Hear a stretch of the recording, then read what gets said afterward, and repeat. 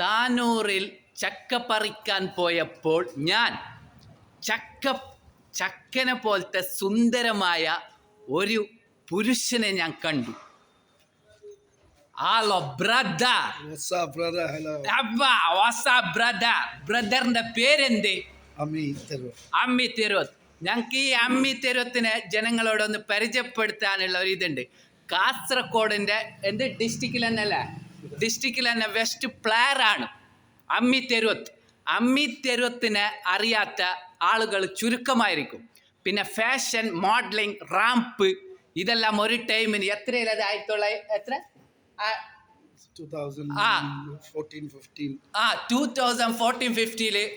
Young പുൾഡർ അമ്മിന്റെ ആ ഒരു മോഡലിങ്ങിലാണ് എല്ലാവരും അമ്മി സ്റ്റൈലാണ് ഉണ്ടായത്.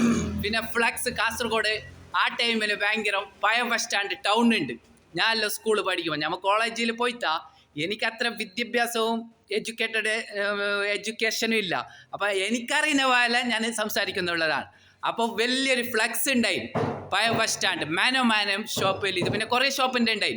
അപ്പോൾ അമ്മിൻ്റെ ആണ് ആ ഫ്ലക്സ് പഴയ ബസ് സ്റ്റാൻഡ് ഉണ്ടായത്.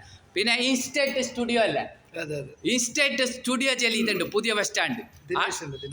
ദിനേശ് അവിടെ ഞങ്ങൾ പണ്ട് ഞാനും എൻ്റെ ഫ്രണ്ട്സ് എല്ലാം പോകുമ്പോൾ അമ്മിൻ്റെ ആണ് അവിടെ എംബ്ലോ അമ്മിൻ്റെ ഒരു ഗ്യാങ് ഉണ്ടായി. ബ്ലാക്ക് കുർത്ത അല്ല. അപ്പൊ ആ ഓരോ ഫോട്ടോ ആണ്. ഓരാണ് ഭയങ്കര മോഡലിംഗ് കാസർഗോഡ് തെരുവത്ത് ഗായ്സിലത്തെ ഹിപ്പോപ്പാണ്. ആ ഫോട്ടോ നിങ്ങൾ ഇപ്പൊ ഞാൻ പറയും എൻ്റെ അത് കാട്ടിക്കാനില്ല. നിങ്ങൾ കാസർഗോഡിനെ ഒന്ന് പറയാം. കാസർഗോഡിനെ മുന്തിരി ആ ഫോട്ടോ ഇൻസൈറ്റ് ഏത് സ്റ്റുഡിയോ? ഇൻസൈറ്റ് സ്റ്റുഡിയോ പുതിയ ബസ് സ്റ്റാൻഡാണ്. അത് നിങ്ങൾ പോയത് കാണും. അപ്പോൾ ആ സ്റ്റൈലാണ് അപ്പോഴത്തെ ജനറേഷൻ പുള്ളോള്. അത്രക്കും അത് മോഡലിങ്ങിലാണ്. ഇന്ന് അമ്മി തെരുവത്ത് വന്നിട്ടില്ല, സിമ്പിൾ ആയിട്ടാണ്. വലിയ ഡ്രസ്സിങ് ഒന്നുമില്ല.